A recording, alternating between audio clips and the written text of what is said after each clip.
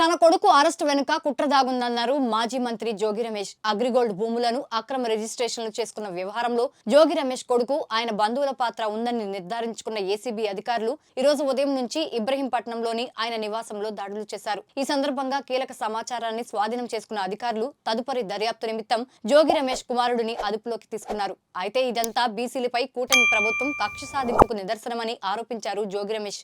అంచెలంచెలుగా ఎదిగిన తనను రాజకీయంగా ఎదుర్కోలేక ఇలా అక్రమ కేసులతో వేధిస్తున్నట్లు జోగి రమేష్ ఆరోపించారు. మరోవైపు ఆయన కుమారుడు రాజీవ్ ను గొల్లపూడి ఏసీబీ ఆఫీస్ కు తరలించగా వైసీపీ నేతలు అప్పిరెడ్డి, వెల్లంపల్లి, దేవినేని అవినాష్ లు కలిసేందుకు రాగా పోలీసులు అనుమతించకపోవడంతో కొంత తోపులాట జరిగింది.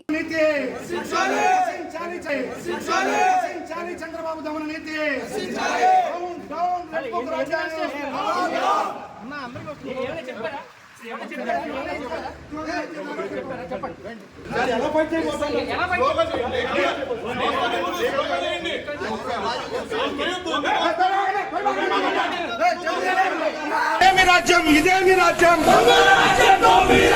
రచించాలి రెడ్ బుక్ రాజ్యాంగం, రచించాలి రెడ్ బుక్ రాజ్యాంగం.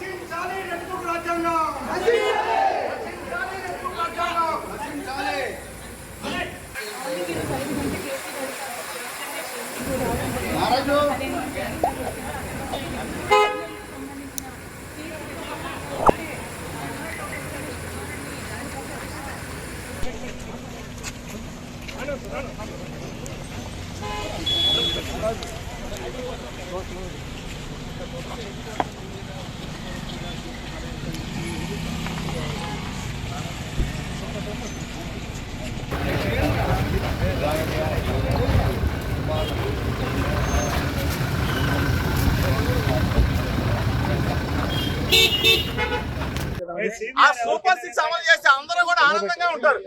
అంతేగాని డైవర్షన్ పాలిటిక్స్ చేస్తూ అభంశుభం తెలియని పిల్లల మీద ఏంటి సార్ ఇది? దయచేసి మీకు కూడా పిల్లలు ఉన్నారు, మీకు కూడా పిల్లవాడు ఉన్నాడు. మీ ఇంటికి మా ఇల్లు ఎంత దూరమో మా ఇంటికి మీరు కూడా అంతే దూరం. దయచేసి తెలుగుదేశం పార్టీ యావత్తుకు చెప్తామన్నా, ఒక బలహీన వర్గాల వ్యక్తి జోగి రమేష్ కృష్ణా జిల్లాలో అంచెలంచెలుగా ఎదిగాడు.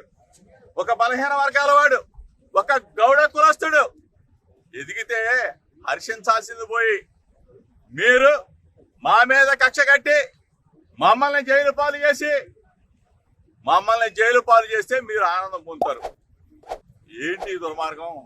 నిజంగా తప్పు చేసుంటే, నిజంగా మా కుమారుడు తప్పు చేసుంటే శిక్షించిన అదొక అందం. కానీ ఏమీ తెలియకుండా ఈ విధంగా చేయటం ధర్మం కాదు, మీకు న్యాయం కాదు. ప్రజలు చూస్తా ఉన్నారు. ప్రజాస్వామ్యవాదులారా, ఒక్కసారి ఆలోచన చేసుకోండి. నేను వస్తా విజయవాడ నడిబొట్లో ఎక్కడైనా సరే రమ్మని చెప్పి అడుగుతా ఉన్నా. ఆంధ్రజ్యోతి రాధాకృష్ణ గారు ఎన్నిసార్లు రాస్తారండి? మీరు కథలు రాస్తారండి? జోగి రమేష్ మీద ఎన్ని కథలు రాస్తారండి? ఎన్ని వ్యాసాలు రాస్తారు సార్? ఈనాడు రామోజీరావు గారు లేరు పాపం, అయినా కానీ ఈనాడు పత్రిక పుంకాలుగా రాస్తాం జోగి రమేష్ మీద. నిన్నగా వచ్చింది సెంట్రల్ బ్యాంక్ లో అంట, నేను హవా చెప్తా ఉన్నానంట. సెంట్రల్ బ్యాంక్ లో అంట జోగి రమేష్ అంట ఎంఆర్ఓలను మారుస్తున్నానంట, జోగి రమేష్ అంట సిఐలు మారుస్తా ఉన్నానంట, జోగి రమేష్ అంట బూడి మీద పెద్ద. అసలు ప్రభుత్వం మీద మాదా? అగ్రిగోల్డ్ ఆస్తులు ఆల్రెడీ అటాచ్మెంట్ లో ఉన్నాయి. మొట్టమొదటిసారిగా నేను మీడియా ముందు మాట్లాడుతా ఉన్నా. మొట్టమొదటిసారిగా ప్రభుత్వం అధికారంలోకి వచ్చిన తర్వాత మొట్టమొదటిసారిగా మీడియా ముందు ప్రభుత్వం ఏదైనా మంచి చేస్తే మంచి చెప్తామని చెప్పి అనుకున్నాం. కానీ ఈరోజు అగ్రిగోల్డ్ భూములు ఏంటి? ఆల్రెడీ అటాచ్మెంట్ లో ఉన్న భూముల్ని ఎవరన్నా కొంటారా? అటాచ్మెంట్ లో ఉన్న భూములు, అది కూడా 2300 గజాల భూమి. ఆ 2300 గజాల భూమిని ఈనాడు పేపర్లో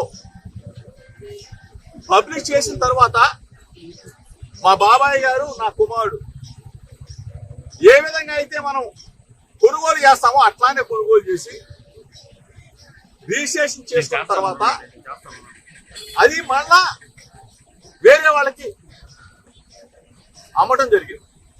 అంటే ఏ విధంగా అయితే మనం భూమి కొని అమ్ముతామో అట్లానే అది వాళ్ళు మా దగ్గర నుంచి కొనేటప్పుడు కూడా ఈనాడు పేపర్లోనే పబ్లిష్ చేయించుకొని సర్వే చేయించుకొని అధికారులు ఇచ్చిన రిపోర్ట్ ఆధారంగా సబ్ రిజిస్ట్రార్ గారు రిజిస్ట్రేషన్ చేసి వాళ్ళకి అప్పచెప్తే ఎంతకన్నా దుర్మార్గం ఎక్కడన్నా ఉంటుందో చంద్రబాబు నాయుడు గారు.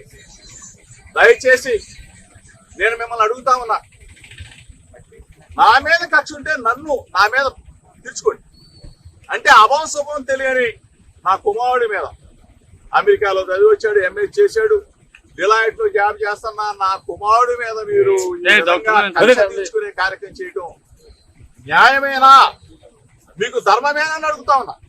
దయచేసి ఆలోచన చేసుకుని అడుగుతా ఉన్నా. ప్రభుత్వాలు వస్తా ఉంటాయి, పోతా ఉంటాయి, మీరు అధికారంలో ఉన్నారు, దయచేసి ఒకసారి ఆలోచన చేసుకోండి. మేము అధికారంలో ఉన్నప్పుడు మీ మీద దాడికి రాలా. దయచేసి మీరు ఆ మైండ్ లో గాన ఆలోచన గారు ఉంటే తీసేసుకోండి. ఆనాటి ముఖ్యమంత్రి జగన్మోహన్ రెడ్డి గారి మీద అయ్యన్న పాత్రుడు గారు చేసిన విమర్శల్ని నానా బూతులు తిట్టిన తర్వాత మీ ఇంటికి వచ్చి ఒక పెద్ద మనిషికి నిరసన తెలియజేయడానికి వచ్చాను తప్ప మీకు చెప్తే ఈ వ్యవస్థను మారుస్తారేమో. 40 సంవత్సరాల చరిత్ర ఉన్న రాజకీయ అనుభవం ఉన్న చంద్రబాబు నాయుడు గారు ఒక మంచి చేస్తారేమో, ఒక మంచి ఉద్దేశంతో రాజకీయాలను తీసుకొస్తారేమో అని చెప్పేసి మేము ఆలోచన చేశాం. కానీ దయచేసి ఇటువంటి మార్గాలకి ఒడి కట్టవద్దు చంద్రబాబు నాయుడు గారు.